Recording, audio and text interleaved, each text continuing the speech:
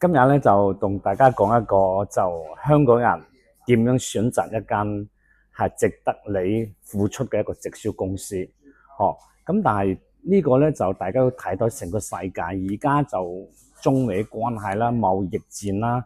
咁呢個時候，以前香港人咧就好中意做美國公司嘅，但係今時今日咧就因為中美貿易戰嘅問題，大家喺選擇嘅過程就要有小心啲。好，我講下成個大嘅形勢啊。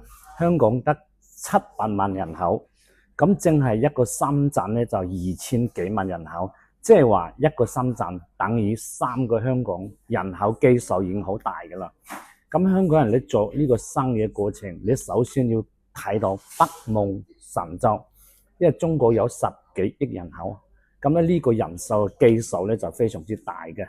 咁直銷呢個行業咧就喺來源於當年嘅美國，但係真真正發揚光大就反而喺中國大陸。咁香港人選擇嘅過程之後咧，你首先要考慮啲乜嘢？政策安全。咁即係點啊？你要揾一個有直銷牌照嘅。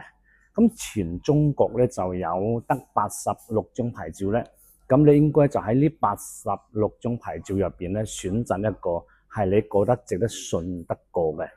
好，但係香港人過去有一種固有嘅思維就話，我唔中意用大陸嘅產品，但係呢個思維咧就要改一改，時代咧就係進步嘅。我記得上個世紀咧就的確係國內產品咧比較差啲嘅，例如有啲人仲係可以喺香港啦、海外咧寄翻啲咩日本電器啦，咁但係經過呢幾十年嘅發展，中國嘅美的電器係咪已經係上到一個高度啊？咁仲有一個就係而家出嘅手機啦、華為啦、小米啦，都係可以成為一個世界名牌。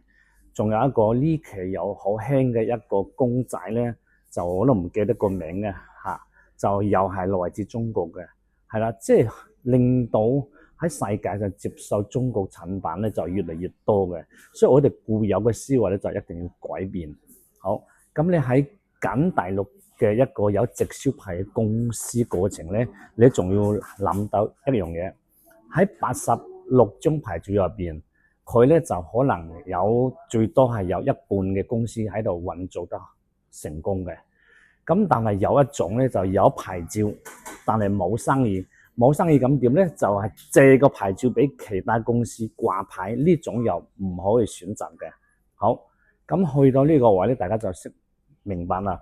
咁間公司要有自己嘅研發團隊、自己嘅工廠嚇，唔係話要揾人代工。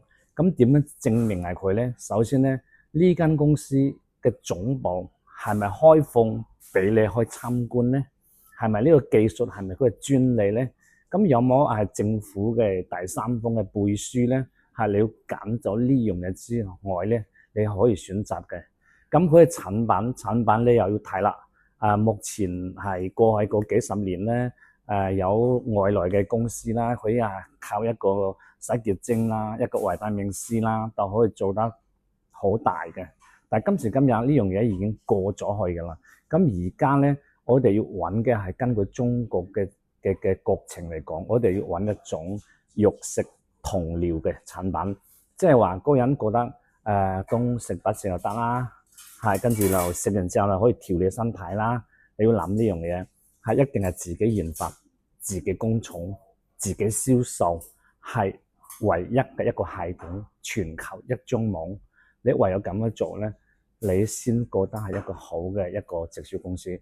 所以喺香港目前咧係傳統生意就真係哀鴻遍野，好難做噶啦。你開乜死乜，開乜死乜。咁再加上而家淘寶啦、京東啦、拼多多啦，就已經係有專門免費寄貨嚟香港。咁香港嘅實體店咧就好辛苦噶啦。所以咧，我哋一定係要識得點樣共運人哋嘅時間，做自己嘅生意。呢個就一定要組織行銷。組織行銷就係其實就係我哋而家講嘅一個直銷公司嚇。